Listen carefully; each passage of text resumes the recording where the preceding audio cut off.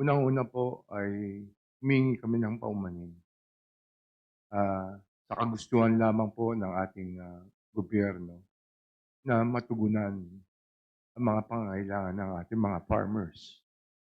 Pero hindi po nangangahulugan na mababa po ang aming pagtingin sa inyo. Mataas po ang respeto namin sa inyo.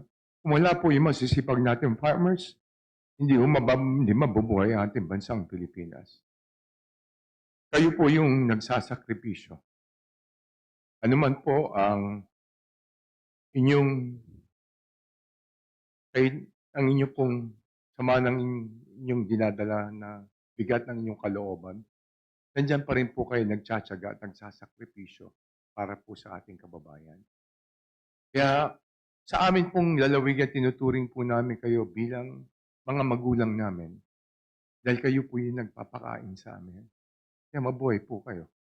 At hayaan niyo po, gagawin po namin ang lahat para matiyak na ang kapakanan ng bawat farmers dito po sa ating bansa ay talagang maproteksyonan natin, hindi lamang po sa larangan ng mga programa na hinahatid ng ating Department of Agriculture, kundi lalong-lalo na mapataas natin at maging maganda at maging maginhawa ang buhay ng bawat ng magsasaka. Ah, yun lamang po, Mr. Chair. Maraming salamat.